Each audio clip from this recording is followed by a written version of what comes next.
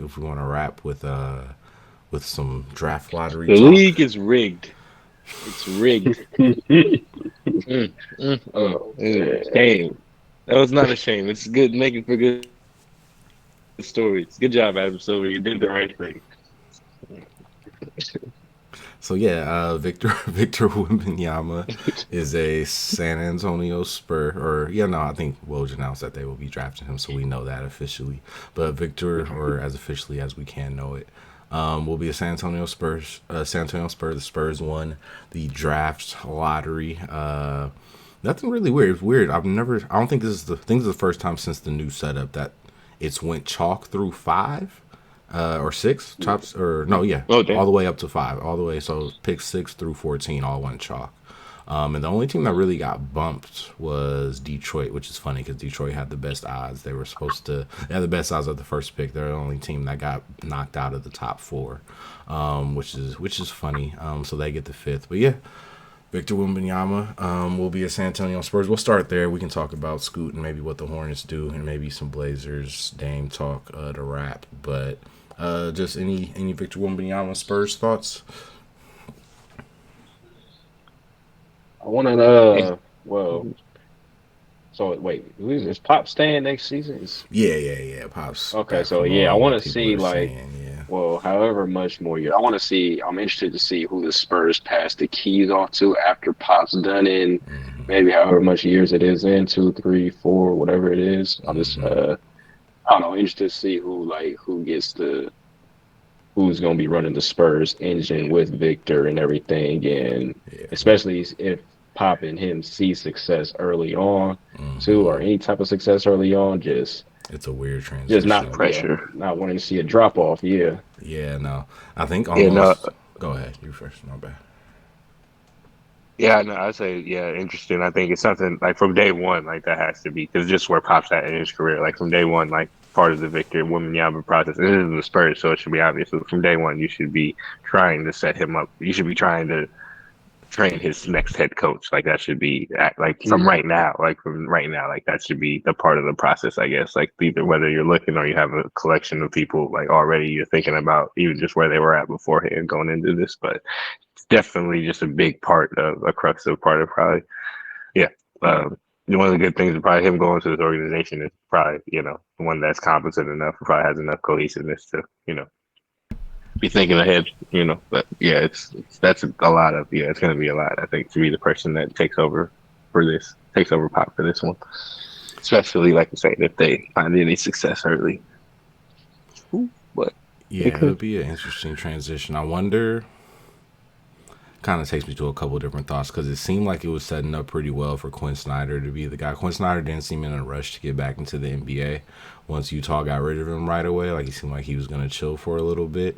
I think a lot of people were thinking like, oh, him and the Spurs are kind of eyeing each other and kind of know. It's like, yo, if Pop is ready to be done, we kind of think you're a good person to come in and fill that spot. I think he probably would have worked well in that space. He got some experience around there, I think, but also just, he's got the background that makes you think he'd be a good Spurs guy.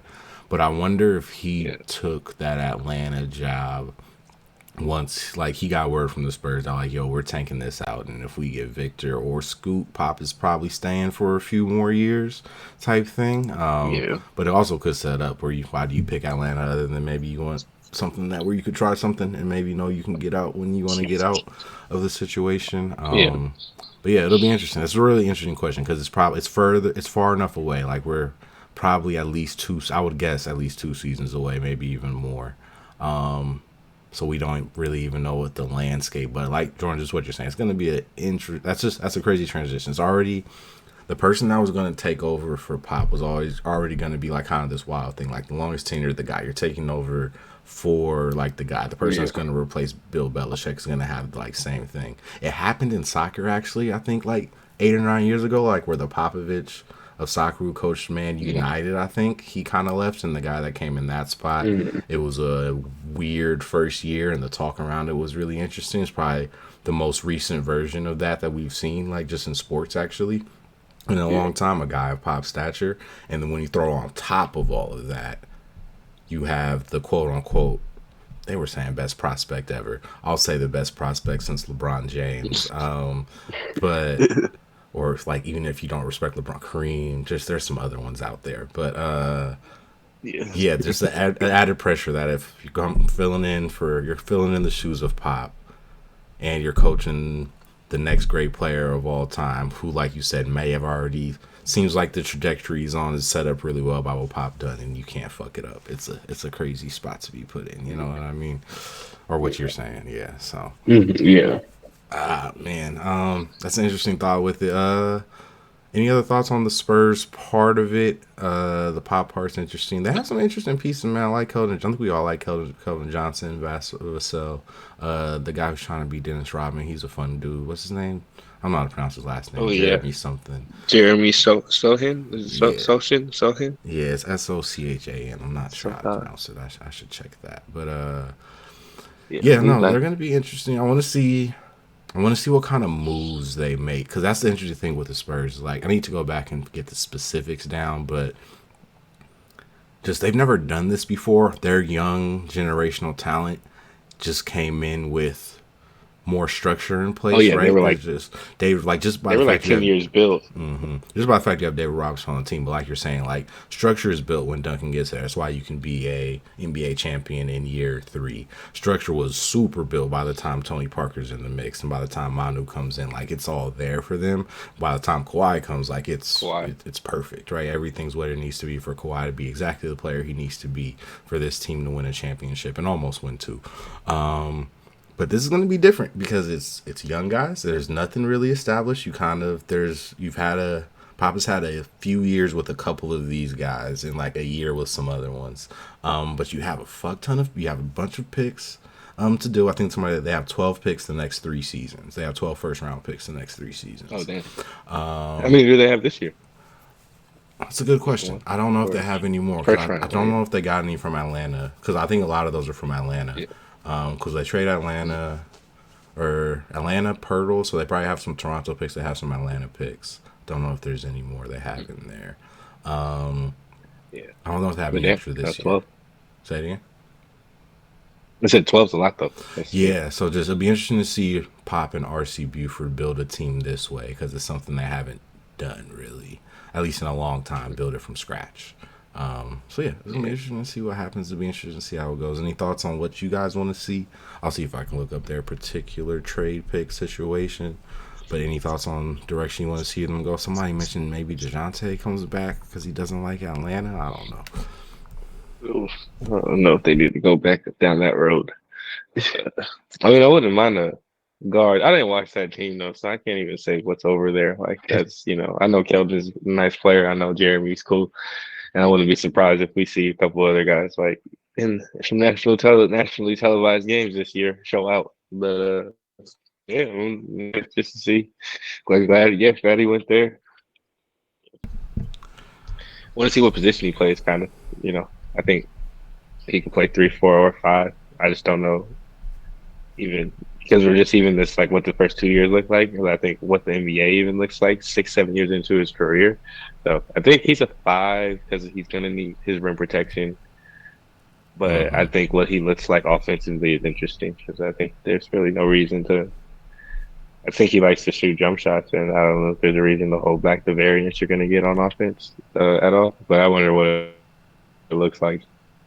Just in the offense, in NBA offense, especially more as a first, just how they use him, how Popovich decides to use him, where he decides to get his looks from. Like, yeah, they're a different type of player. I feel like after Duncan Kawhi to this, like how does Popovich get?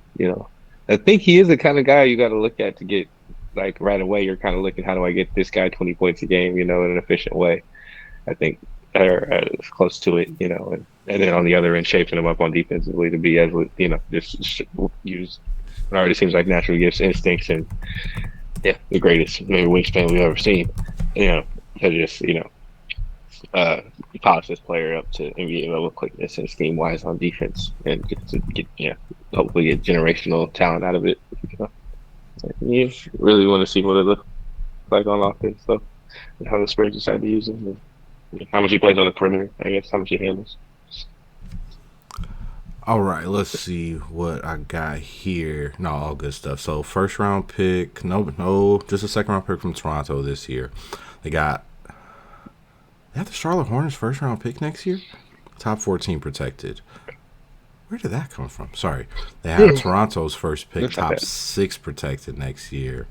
So again, Hornets top 14 protected, Raptors top 6 protected, Toronto's solid. and a couple second round picks. They have the Hawks 2025 pick, the Bulls 2025 pick. What is that from? That's top 10 protected. Protected? Top 10 protected. Where's that from? We'll figure that out later. Yeah, and then 2026 they got a swap from Atlanta, and it keeps riding out from there. But yeah, they're gonna have some opportunities to make some decisions, and we'll see what they end up doing. Any other thoughts on Spurs? I kind of want to talk a little what Charlotte should do and what Portland's gonna do. But we good? Yeah, no, we can talk about those too.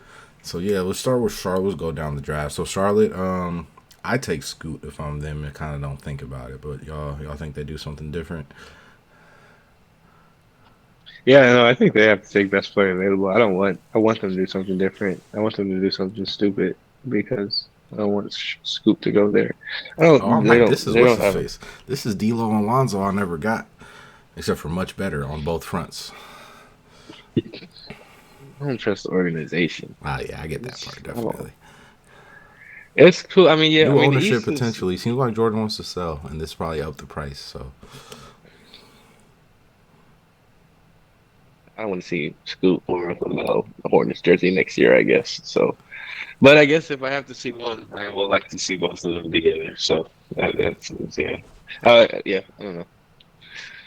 be interesting. There might be Charlotte. again. Yeah. There's still stuff to happen. I wouldn't be surprised if They're a it is cool somewhere team. else. Yeah. They The Caius was talking about them, and Mm. did they play not terrible in the back half of the season, or Oh yeah, like they did handed they the Celtics those they were 2 L's. Remember, like back-to-back nights. yeah No, they played well. That was the whole Celtics thing. I feel like yeah it felt like karma that they were the ones that got it because they were the team that was out of the playoffs who just was really playing hard. Like they were the best.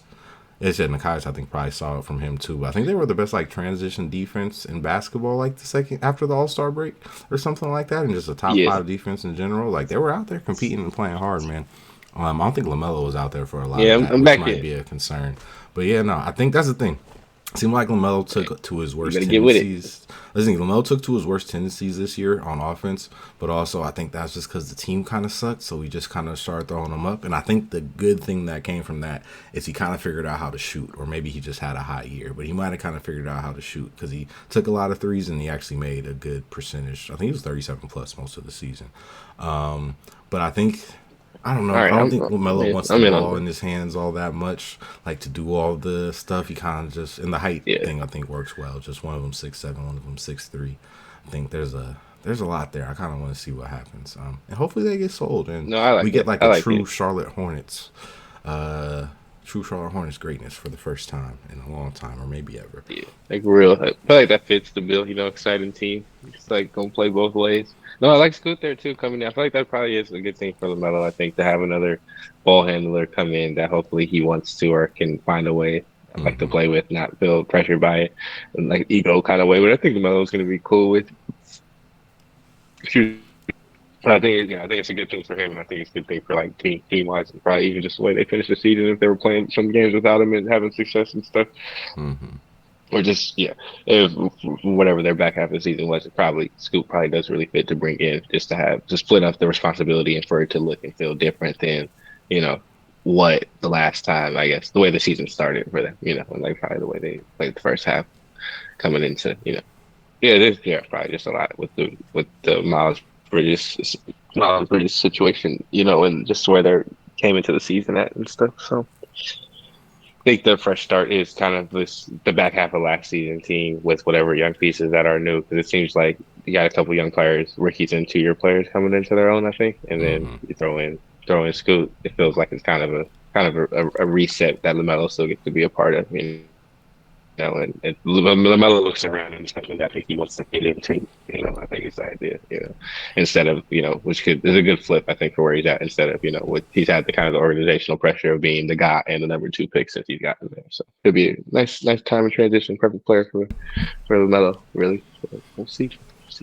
Yeah, let's see Portland. how it goes. Mm. Jordan, any quick thoughts on Charlotte before we talk Oh yeah, Portland, Jordan. Dame, and where that goes? Who has the third pick? Who has the Portland. Yeah, third? that's saying Portland's Portland. the next Oh, one. So Portland. Portland's Oh, like that's seems like cold. I mean everything's out there. They could maybe they want to trade. I think it first came out they want to trade the pick, so they can build around Dame and give this a good run actually.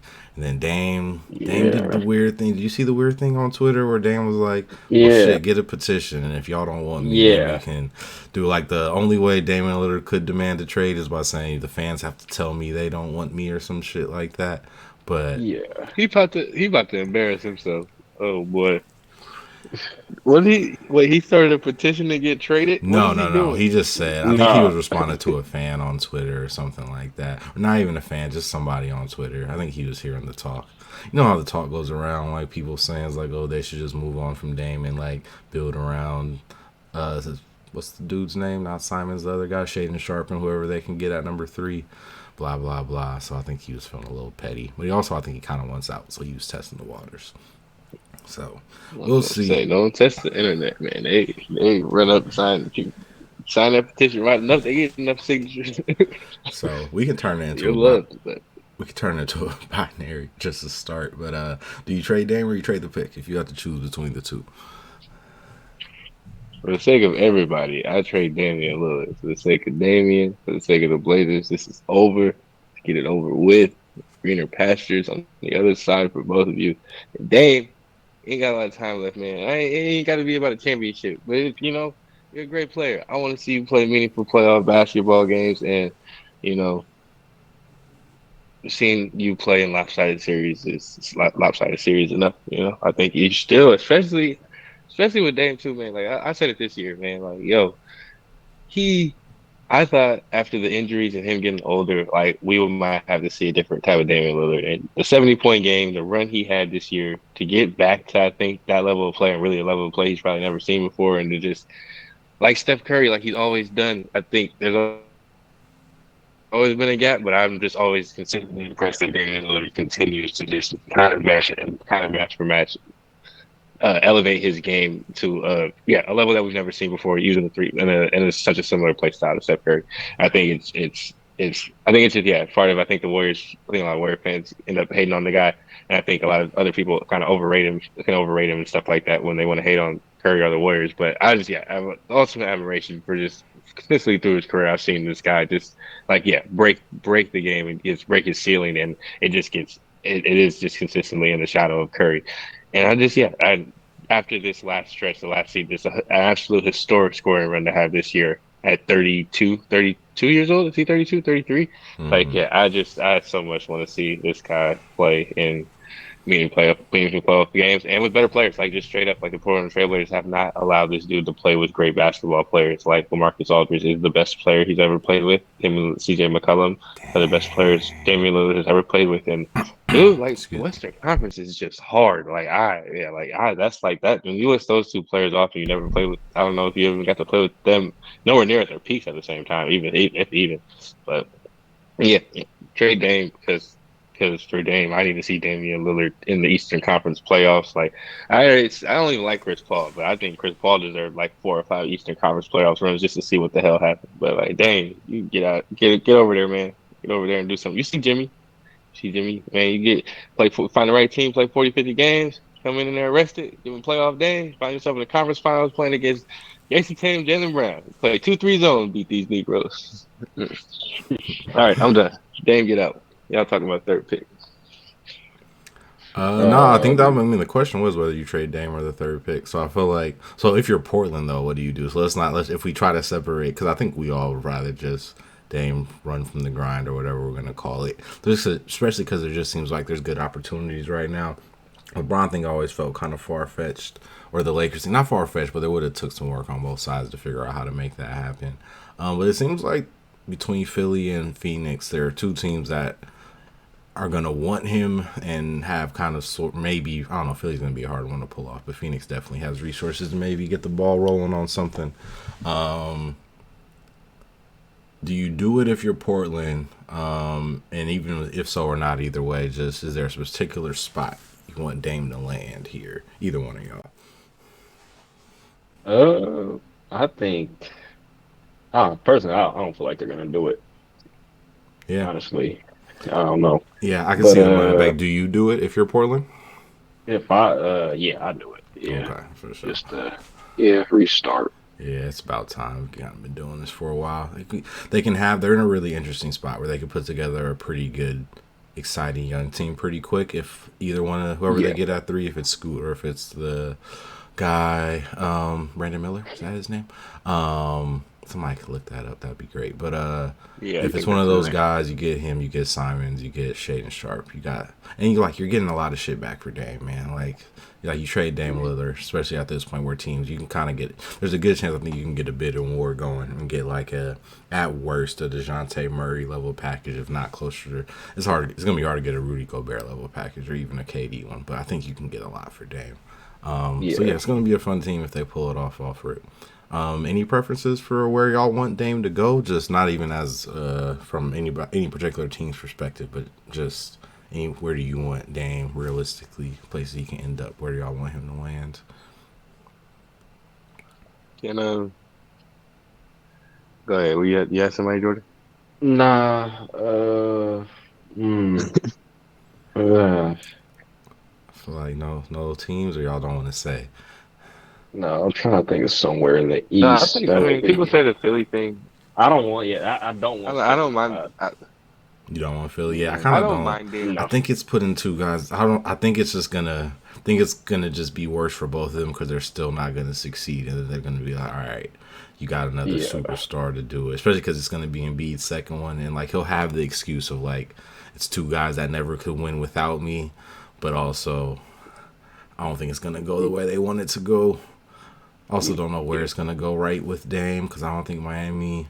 I thought Miami was gonna be primed to make a move, but also if they won the championship, I don't. Or even if they get to the finals, I don't know if they're out there hunting for a Yeah. huge move for next year. What's Lowry's money? I would say, what's the money situation? Because I think Miami win, no win, kind of.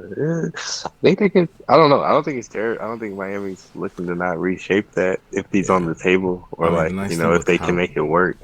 it hampers them in a lot of ways. But the nice thing about Miami, kind of always rewarding these guys that they build up with some like kind of mid, Mm, like above mid levels. Like they kind of compete. So like you probably, I think you can throw Victor's deal in there. You can throw like all those dudes got like Yeah. enough that if you throw that along with the 30 million gave Lowry, I'm sure you could make something work. yeah, So yeah, that's an interesting one because that would be the place where I think is the most chance of championship success at least.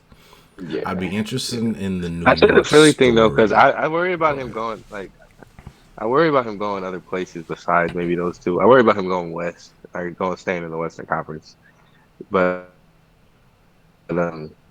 I worry about places. I think with Philly, it's just I think it's for both of them. It's like 2 years. Like, can you do it? Like, can you get enough games out of them? Can you put I yourself in want them enough to get position, a get enough better shot.